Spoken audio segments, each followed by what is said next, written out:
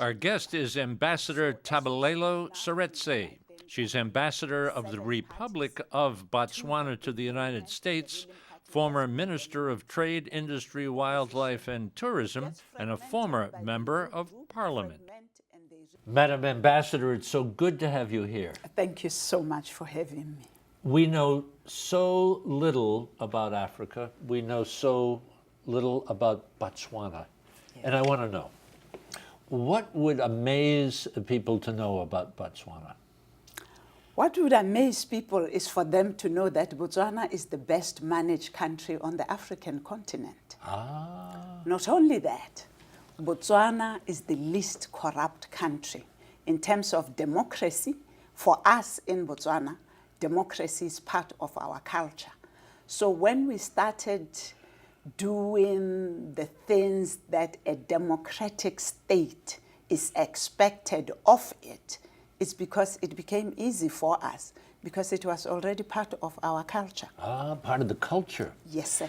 So I'm reading about Botswana, and I read transparency, openness, stability, and as you mentioned, the least corrupt country in Africa.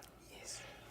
And it's part of the culture, huh? Yes, it is. In Botswana, we have what is called the Kgotla system, K-G-O-T-L-A. Okay. The Kgotla system, for lack of better definition, it's like an open court.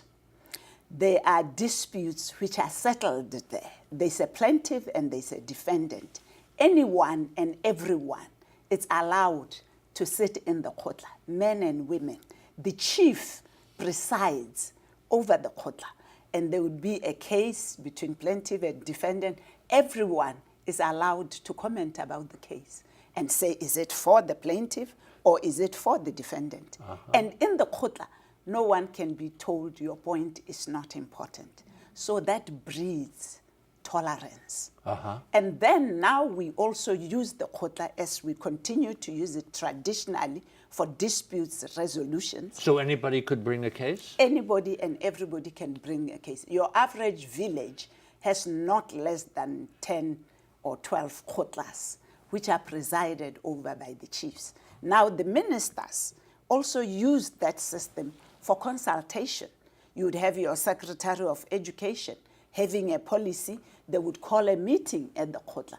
And at the meeting, anybody can stand up and say to the minister, to the secretary, we don't agree with this policy for ABC reasons. Does it get messy? No, it doesn't. It gets very orderly, because part of the culture is to criticize within a concept that we call botho, B-O-T-H-O, which is humility, to respect somebody. Because in the Kgotla, you'd be allowed to say your differing opinion, but say it with respect, say it with dignity. How is the culture there in Botswana, as you explain it? So fascinating. How is it so different than in other African countries, even in the geographical area in southern Africa? A lot of them do not know the Kgotla. They do not have the Kgotla. I do not know why the history, why Botswana had this. South Africa, when they got their independence, for instance, they came to Botswana and they also developed what they call the House of Traditional Leaders, which in Botswana we call the House of Chiefs, or the House of the Kgosi, meaning chiefs. So that's how traditionally Botswana was democratic before it got its independence. It was democratic before it was democratic? Yes, is that true? That is correct. I read that in the 60s, Yes. it was a very poor country. Yes. And now today, they say one of the fastest growing economies in the world. Botswana was the third poorest country in the world at independence in 1966. And remember, Botswana became a British protectorate by choice.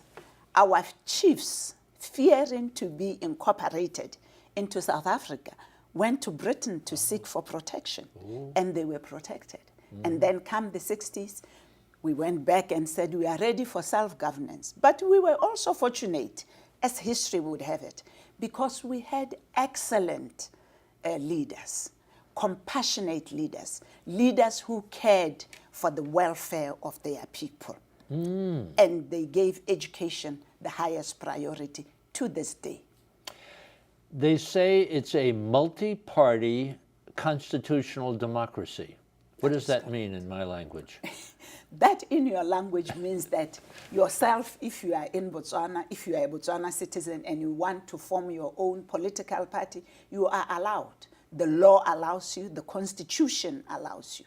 So as we speak now, we have, I think, about 7 parties. 2 have been dominant. The ruling party has been dominant. And the opposition, it gets fragmented by they regroup, fragment, and they regroup. But they are allowed to participate freely in the elections. One of the things that interests me in my reading is that the president is indirectly elected. Yes. And explain that, because it's kind of interesting if we use that as our standard here. That is correct. Botswana's parliamentary system is modeled on the British system of first past the post. So we have what is called constituencies. Currently, as we speak, we have about 57 constituencies. Constituencies are represented politically by members of parliament and then by city councils or municipalities. Gotcha. Now, what happens at election time is that you vote for your councillor and you vote for your member of parliament. And the member of parliament so voted then votes for the president.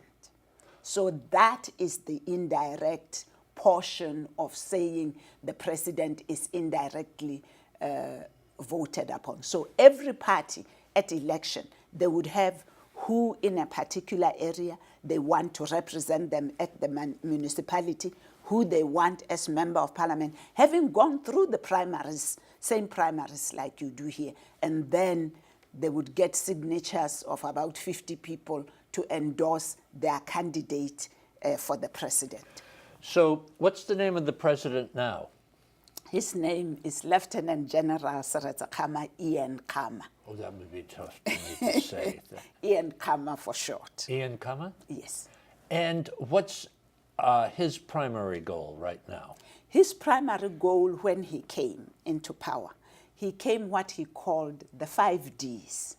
Those 5 Ds include discipline, delivery, democracy, self-dependency or independence. And then he came also with the hubs of excellence. Those hubs are like the health hub, the education hub, the innovation hub. So driving the country going forward, it was what are the areas that the country needs to concentrate on to be a country of excellence. Let's hold on that note.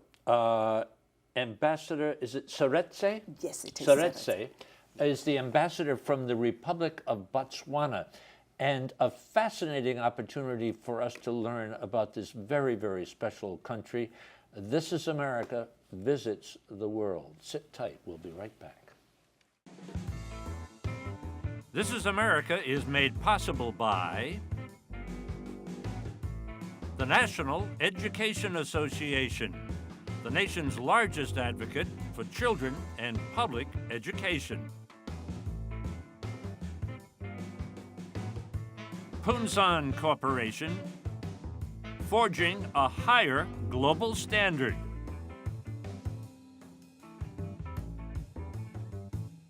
The CTC Foundation, AFO Communications, and the Rotendaro Family Trust. Madam Ambassador, let's talk about some of the basics. How big is Botswana? Botswana is the size in terms of area of the state of Texas. Oh, okay. Yes, in terms of population, about 2 million people. And our number 1 revenue earner is diamonds. Diamonds. Yes. Well, I'm going to get to that in a minute. Yes.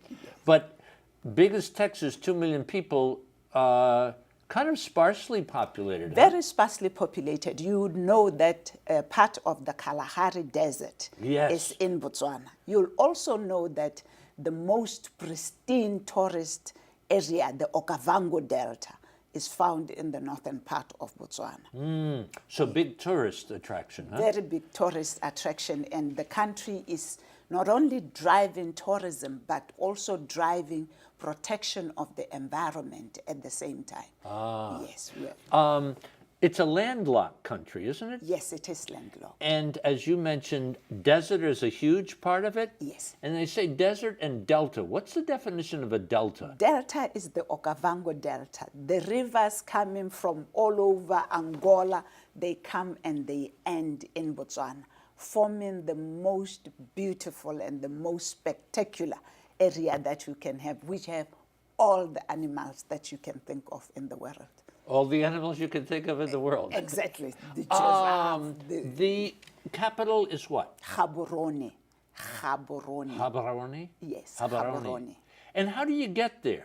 How do you fly? You what do fly to Johannesburg. From here, it will take you about 15 hours. Okay. And then a 30 minutes hop between Johannesburg and Gaborone. Or you can fly from Johannesburg right straight into the Delta.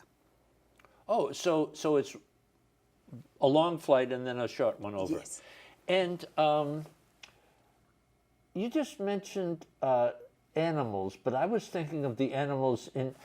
This was an amazing thing. They said half the people, the population, have cattle. Botswana has more cattle than people. We hold a head of 3 million cattle. And 2 million people? And 2 million people. In Botswana, if a family or if a man doesn't have cattle, you know, the society doesn't think that he's very dignified, because cattle was the measure of wealth traditionally in Botswana. So the man or a family was judged about how wealthy it is by how many cattle they have. We are a beef-eating country. We export our beef to the European Union. We have a very advanced and sophisticated beef producing abattoirs. But if half the, does that mean that people are living in rural area? Most of the people are living in rural areas? I think 65 to 70% of the people are living in urban centers and in mining towns and in the capital and in Silibe Pikwe, which is a copper mining town, also, though on a small scale. But do they have their animals someplace else? Yes. As a matter of fact, I personally think that is what impoverishes Botswana. Because on average, a Botswana family keeps 3 homes. They have a home in town where they work in Gaborone. Yeah. They have a home at the cattle or in the farm. They have another home where they plow, which we call the lands. You know, Botswana are traditional land plowers. Well, let me ask you this question. Do you have cattle? No, I don't. You don't have any cattle? I don't. My family does, I was but going to ask you. I don't. I don't. You don't have any? No, well, you're the ambassador. I mean, No, you're here. Somebody has to tend the... I don't. I have sheep. I have You have goats. sheep? I have sheep, yes. I have sheep, I have goats, I have chicken. You know, I'm a small farmer. Is that one of your 3 homes? No, luckily for me, I do it in the main home. In the main, so you're out. I stay on a little farm. Oh my God! But what a nice way to go. I grew up out in the country, Yes, so I know yes. some of that. My family's always been into farming, you know. But you're an attorney. Yes, that is How did that correct. happen? You know, actually, I studied law when I was already old. When I was studying here, I studied accounting and economics. When you That's what say I got. usually here. 74 to 78, class of 78, Morgan State University, Baltimore, right here. And then I did my master's at University of Cincinnati in Ohio. And then I went and started working back home. And after working for about 12 years, I went back to the university at home and I studied law. And then I practiced as a lawyer and as a politician. And then as in the government, you've been Minister of Trade and Tourism and Transportation and some other things as well, huh? Yes, that is correct. I started off, I served under the third president, President Festus Mogae, and I started off at Office of the President, and then as Acting Minister of Presidential Affairs, responsible for the Army, for the Public Service, and for the Police. And then I went as Minister of Trade, and at the time it was Trade, Industry, Tourism, and Wildlife. Wildlife, yeah. But now it has been broken. That ministry now is two ministries. Trade and Industry is one ministry. Wildlife and Tourism and Environment is another ministry. And then I became Minister of Works and Transport and Communication. It was three, but now we have a separate Ministry of Communication and Infrastructure is on the one side. A lot of cell phones there? Botswana has 99% teledensity. See, I thought. Yes.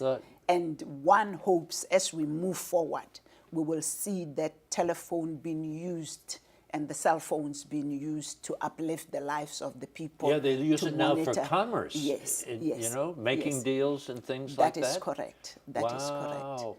Yes. And so you, I guess the question is it, I mean, you've had a wonderful career already. Yes. Is it tough for a woman to get ahead there in Botswana? No, not at all.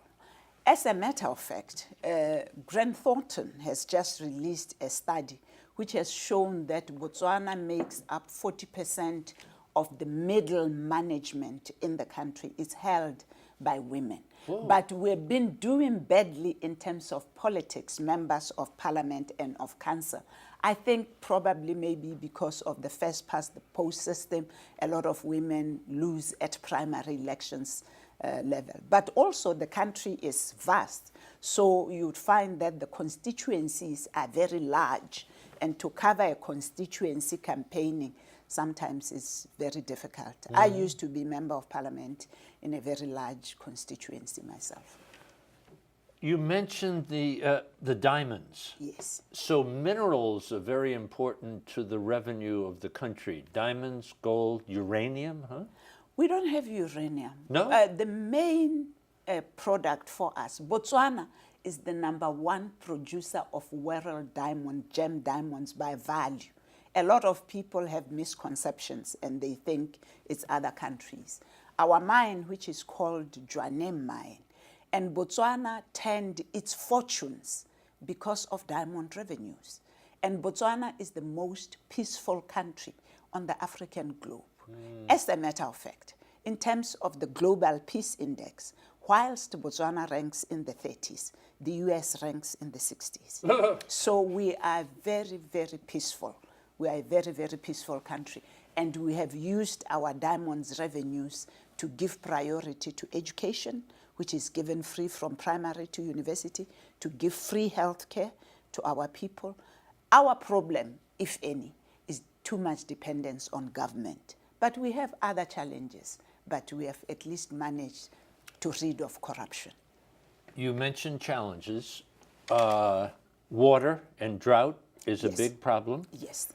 The overuse of the land, I'm not sure what they call that. Am I right about that?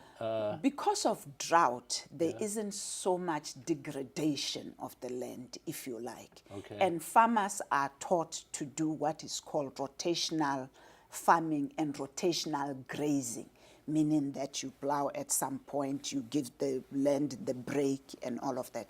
Because we run a very high environmental system. Our president actually last year was recognized by ICCF for being the leader in the region for conservation. ICCF is what?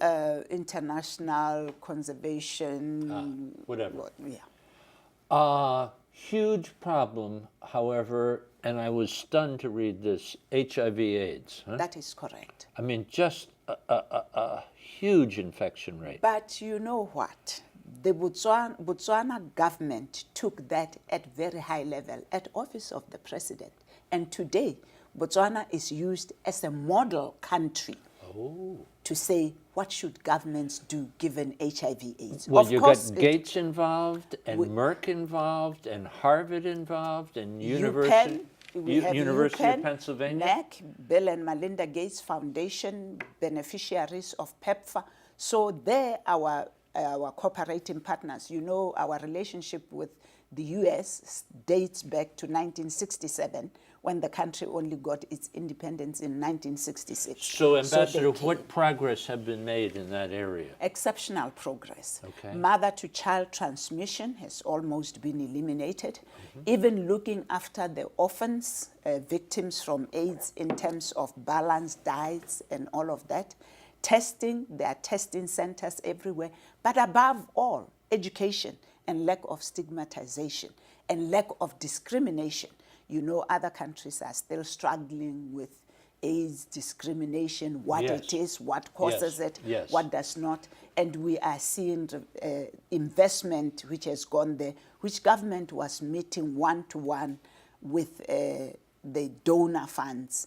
When they put $100, government would put $100 or $120. So the country has done very well in terms of fighting the scourge. So at one point, the life expectancy was in the 60s, and then it was down in the 30s. It went down to the 30s, but now we are looking at the 50s. So that is showing. So that shows the progress. The progress, yes. What has been the relationship between Botswana and the United States? It has been exceptional. Botswana and the United States date a long time back. We have, for instance, the Law Enforcement Academy, which is a partnership between the U.S. government and Botswana government. And that academy teaches law enforcement not only to Botswana, but in Africa and in the region. We have the Peace Corps, who started really development. I, as a young student at primary level, I was taught by some of the Peace Corps people. So we have lots and lots. Myself and the current Ambassador Gavin, on a monthly basis, we talk, update each other, what is happening in Botswana, I update her what is happening here. So our relationship, not only that, we were honored with the visit of the First Lady. Former President Bill Clinton has been to Botswana as a president, and he has been to Botswana several times as a tourist. The current Secretary of State, when people say, what is wrong with Africa? She says, let them follow the Botswana model. When you presented your credentials to President Obama, was that exciting? That was scary. Scary? I was so scared, my knees were wobbling. But President Obama treated me like we had gone to high school together. So that helped me relax.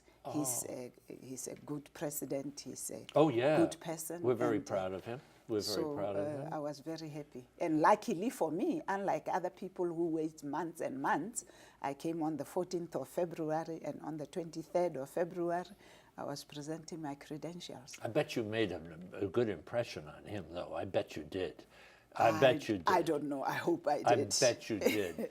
Take a minute and tell me, if we were to travel to Botswana, what would we do? What would we see? What are our options? And what would we remember? Okay. If you were to travel to Botswana, my recommendation would be that from Johannesburg, you go to the capital city. Most of the time, you form a better impression about the country by looking at its capital city. In the capital city, what we have to offer you, we have the Diamond Trading Company, which would be relocating next year from London to Botswana.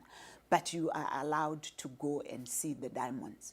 We have the Jwaneng mine, where you would be allowed to go and visit the mine, which is not very far from Gaborone. You have the places where you would see traditional dancers to show you how part of our culture, how we used to dance. From there, we have our museums, which you would go around and see. Then you'll go to the nearby village, and you'll see the Khotla in action. Even in Gaborone, you'll go and see the Khotla. Any visitor to Botswana must go and see the Khotla, because that is the core and that is the foundation of Botswana's democracy. And then we can go land? Or Water. Then you can go land, you can go by road, you can stop at the Nata Bird Sanctuary to see all the birds in the world that you have never seen in Francistown. And then you'll go to the Delta. In the Delta, you would have first-class treatment in the bush. You will see all the animals, you'll see the traditional dances, you will taste the traditional food, you'll get boats ride, you will do fishing, but catch and release for conservation. So you do all those sports that you may wish to do in the Delta and see all the animals. You can have night game drives, you can take walks. It doesn't end there. It doesn't end there. We have to end there. We have to end there. Madam Ambassador, thank you so much for coming and educating us about Botswana. Thank you very much. We want to go. You paint a wonderful picture. I am ready to take you. Thank you so much. Thank you, Ambassador. So much. I appreciate your time. For information about my new book, The Chance of a Lifetime, and online video for all This Is America programs, visit our website, thisisamerica.net. And now you can follow us on Facebook. This Is America is made possible by the National Education Association, the nation's largest advocate for children and public education. Punsan Corporation, forging a higher global standard.